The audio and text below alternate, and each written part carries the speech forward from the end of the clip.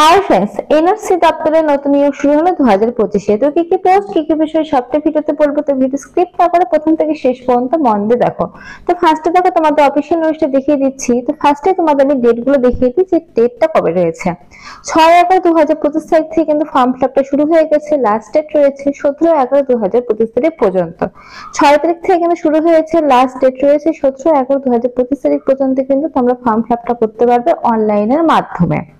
আর এটা কিন্তু purely contractual বেসিসে কিন্তু তোমাদের রিক্রুটমেন্টটা করা হচ্ছে, পার্মানেন্ট কিন্তু না, কন্ট্রাকচুয়াল বেসিসে কিন্তু তোমাদের এই রিক্রুটমেন্টটা করা হচ্ছে। আচ্ছা, তোমাদের এখানে একটা কথা বলে রাখি, এখানে কিন্তু মেল ফিমেল উভয়ই কিন্তু আবেদন করতে পারবে। ডিস্ট্রিক্ট ওয়াইজ কিন্তু এই জবটা হচ্ছে। তো তো তোমাদের এখানে আমি অ্যাপ্লাই বিষয়টা বলে দিই। তোমাদের অনলাইনের মাধ্যমে ফর্ম ফিল আপটা করতে হবে। অনলাইনের মাধ্যমে ফর্ম ফিল আপ করার পরে কিন্তু তোমরা অ্যাপ্লিকেশনের যে প্রিন্ট আউটটা সেটা কিন্তু বের করে নেবে। তার সঙ্গে তোমাদের অল ডকুমেন্টস যেগুলো রয়েছে, যেমন তোমাদের আধার কার্ড, ভোটার কার্ড, তারপর তোমাদের কোয়ালিফিকেশন থেকে শুরু করে কাস্ট কার্ড যা যা রয়েছে সমস্ত কিছু কিন্তু এক কপি করে জেরক্স করে সেই অ্যাপ্লিকেশন যে ফরম্যাটটা তার সঙ্গে কিন্তু অ্যাটাচ করে নির্দিষ্ট লোকেশনে কিন্তু তোমাদের জমা করতে হবে। দেখো নিচের দিকে তোমাদের লোকেশনটা কিন্তু মেনশন করা রয়েছে। দেখো কুচবিহার, দেখো তার আগে তোমাদের কিন্তু লোকেশনটা বলা রয়েছে হেলথ অফ ফ্যামিলি ওয়েলফেয়ার সমিতি কুচবিহার। এই লোকেশনে কিন্তু তোমাদের সেই অ্যাপ্লিকেশন ফরম্যাটটার সঙ্গে অল ডকুমেন্টস গুলো কিন্তু একসঙ্গে অ্যাটাচ করে একটা খামের মধ্যে পুরে কিন্তু এই ঠিকানা তোমাদের কিন্তু পাঠাতে হবে। তো সেটা আমি আরো ডিটেলসে তোমাদের দেখিয়ে দিচ্ছি। ফার্স্ট আমি একটু করে বলে দিলাম, পরবর্তীকালে ডিটেলসে আমি তোমাদেরকে দেখিয়ে দিচ্ছি। আচ্ছা, তোমাদের যে অ্যাপ্লিকেশনটা করা যে ফিস পেমেন্ট সেটা কিন্তু লাস্ট ডেট রয়েছে 18/11/2025 পর্যন্ত।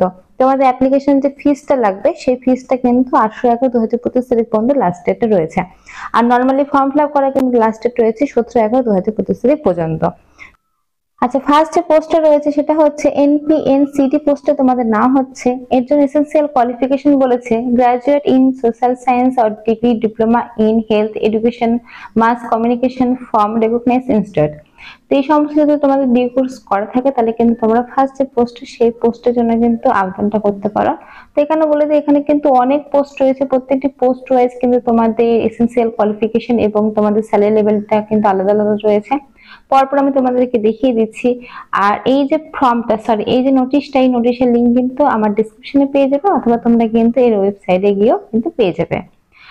আচ্ছা, তোমাদের গ্রাজুয়েশনের সময় কিন্তু তোমাদের কম্পিউটারে যে সমস্ত কাজ হয়ে থাকে, এক্সেল, মাইক্রোসফট অফিসের এই সমস্ত কাজ কিন্তু তোমাদের ভালোভাবে কিন্তু জানতে হবে, এখানে কিন্তু বলে দিয়েছে। তার সঙ্গে কিন্তু তোমাদের লাগবে 2 ইয়ার্স ওয়ার্ক এক্সপিরিয়েন্স লাগবে। তো ওয়ার্ক এক্সপিরিয়েন্সটা কিসের লাগবে সেটাও আমি তোমাদেরকে বলে দিচ্ছি। তোমাদের ওয়ার্ক এক্সপিরিয়েন্সটা কিন্তু লাগবে, দেখো হেলথ কেয়ারের উপরে কিন্তু ওয়ার্ক এক্সপিরিয়েন্সটা লাগবে। আর এজ লিমিটটা দেখো এখানে তোমাদের মেনশন করা রয়েছে নিচের দিকে, 40 বছরের মধ্যে যদি তোমাদের বয়সটা হয়ে থাকে তাহলে কিন্তু আবেদনটা করতে পারবে 1/1/2025 অনুসারে। পার মান্থ বেতন দেওয়া হবে 20,000 টাকা কিন্তু পার মান্থ বেতন তোমরা পেয়ে যাবে ফার্স্ট পোস্টের জন্য। আচ্ছা, এবার তোমাদের এক্সামের বিষয়টা আমি বলে দিই কি রয়েছে।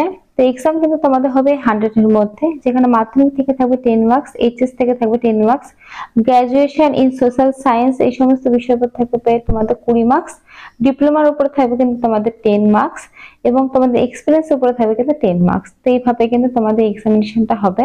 তো বলে রাখি, এখানে কিন্তু সব পোস্টের ক্ষেত্রে এক্সামিনেশনটা নেই, কিছু কিছু পোস্টের ক্ষেত্রে কিন্তু এক্সামটা হবে। তো তোমাদের সব পোস্টে আমি আস্তে আস্তে দেখিয়ে দিচ্ছি। তো তোমাদের যার যেরকম এক্সপিরিয়েন্স রয়েছে, যে যেরকম পোস্টে কাজ করতে চাও সেইভাবে কিন্তু তোমরা অ্যাপ্লাইটা করবে। ফর্মটি কিন্তু অবশ্যই ভালোভাবে পড়ে বুঝে তারপরে কিন্তু ফিল আপ করবে, সেটা সবসময় আমি বলি। যে কোনো ফর্ম বা যে কোনো কিছু কিন্তু ফিল আপ করার আগে তোমরা কিন্তু অবশ্যই ভালো করে পড়ে নেবে। আচ্ছা, সেকেন্ড যে পোস্টটা রয়েছে সেই পোস্টে এবার তোমাদের দেখিয়ে দিই। RKSK এই পোস্টে কিন্তু তোমাদের না হচ্ছে, এটা হচ্ছে সেকেন্ড পোস্ট চলে আসলো। আচ্ছা, সেকেন্ড পোস্টের ক্ষেত্রে তোমাদের এডুকেশন কোয়ালিফিকেশন কি রয়েছে? MBBS doctor must be registered under West Bengal Medical Council in perfection will given for PG। তো এই সমস্ত কিন্তু তোমাদের এসেনশিয়াল কোয়ালিফিকেশন লাগবে, সেটা কিন্তু তোমাদের সেকেন্ড পোস্টের ক্ষেত্রে। আর এখানেও কিন্তু তোমাদের পার মান্থ বেতন দেওয়া হবে 60,000 টাকা কিন্তু বেতন তোমরা পেয়ে যাচ্ছ। এখানে তোমাদের এক্সাম হবে 100 এর মধ্যে, যেখানে দেখো 80 বেসিস তোমাদের কিন্তু marks obtain in the final examination উপর থাকবে, এবং পিজি ডিগ্রির উপর 10 মার্কস থাকবে, আর ডিপ্লোমার উপরে কিন্তু 5 মার্কস থাকবে, এক্সপিরিয়েন্স উপরে 10 মার্কস থাকবে। তো এই হিসাবে কিন্তু তোমাদের এক্সামিনেশনটা হবে। এটা চলে গেল তোমাদের 2 নাম্বার পোস্ট সেটা। আর তোমাদের যে বয়সটা সেটা কিন্তু একই রয়েছে, সেটা আমি এক্সট্রা করে দেখালাম না।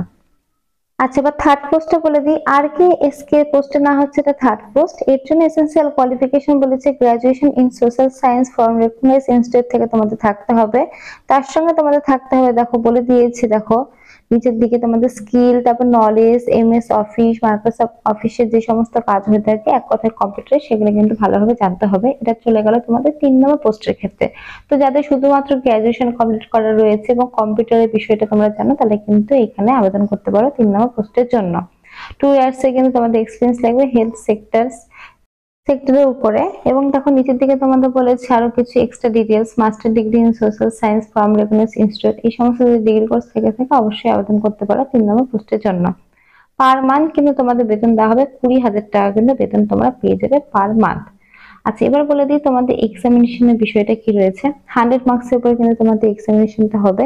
একাডেমিক কোয়ালিফিকেশন উপর থাকবে কিছু মার্কস, মাধ্যমিক স্ট্যান্ডার্ড থেকে থাকবে দেখো 10 মার্কস, এইচএস থেকে 10 মার্কস, গ্রাজুয়েশন থেকে 10 মার্কস, পোস্ট গ্রাজুয়েশন থেকে কিন্তু 10 মার্কস। তো এইভাবে এক্সামিনেশনটা হবে। আচ্ছা দেখো, তারপরে পোস্ট রয়েছে এনআরসি অ্যাটেন্ডেড ফিমেল পোস্ট। তো এখানে শুধুমাত্র কিন্তু এই পোস্টের ক্ষেত্রে ফিমেলরা আবেদন করতে পারবে, মেল কিন্তু পারবে না। বাকি পোস্টের ক্ষেত্রে মেল ফিমেল সবাই পারবে, শুধুমাত্র এই পোস্টের ক্ষেত্রে কিন্তু শুধুমাত্র ফিমেলরা পারবে।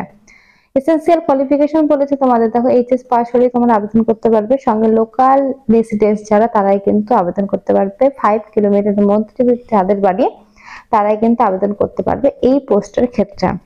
তো এই পোস্টগুলো কিন্তু ডিস্ট্রিক্ট ওয়াইজ হয়ে থাকে, তাই যে ডিস্ট্রিক্ট থেকে ছেলে সেই ডিস্ট্রিক্টের ছেলেপেলেরাই কিন্তু আবেদন করবে, ছেলে মেয়েরাই কিন্তু আবেদন করবে। আচ্ছা, এবার তোমাদের বলে দিই এজ লিমিটটা 20 ইয়ার্স থেকে 40 ইয়ার্স এর মধ্যে যাদের বয়স, তারা কিন্তু আবেদন করতে পারবে 1/1/2025 তারিখ অনুসারে। আর পার মান্থ তোমাদের বেতন দেওয়া হবে কিন্তু 5,000 টাকা। আচ্ছা, এবার এক্সামিনেশনের বিষয়টা বলে দিই। টোটাল মার্কস রয়েছে 100। তোমাদের দেখো বলে দিয়েছি নিচের দিকে, দেখো ক্লাস 10 থেকে তোমাদের থাকবে দেখো 40 মার্কস, ক্লাস 12 থেকে থাকবে তোমাদের 40 মার্কস, তারপরে দেখো বলেছে ইন্টারভিউ থাকবে কিন্তু 20 মার্কস। এই টোটাল কিন্তু 100 এর উপর তোমাদের কিন্তু একটা এক্সামিনেশন হবে। এডুকেশন কোয়ালিফিকেশন দেখো 80 মার্কস। তো এইভাবে কিন্তু তোমাদের এক্সামিনেশনটা হবে। ডিটেলস আমি তোমাদেরকে বলে দিচ্ছি। দেখো টোটাল মার্কস এখানে কিন্তু 100 ভালোভাবে কিন্তু বলা রয়েছে। তো এই কটা পোস্টে কিন্তু নিয়োগটা শুরু হয়েছে। তো এর যে ফুল যে তোমাদের নোটিশটা অবশ্যই কিন্তু আমি ডেসক্রিপশনে দিয়ে রাখবো, তোমরা কিন্তু অবশ্যই সেখান থেকে চেক করে ভালোভাবে পড়ে কিন্তু ফিল আপ করতে পারো, অথবা কিন্তু আমি ওয়েবসাইটে দিয়ে রাখবো, সেখান থেকে নিজেরা যাই কিন্তু ফর্মটা নিয়ে নিতে পারো। তো আজকের মতো এইটুকুই। যদি ভিডিওটি ভালো লাগে অবশ্যই লাইক করো, আর এরকম আপডেট পেতে কিন্তু চ্যানেলটি সাবস্ক্রাইব করতে ভুলো না। ধন্যবাদ।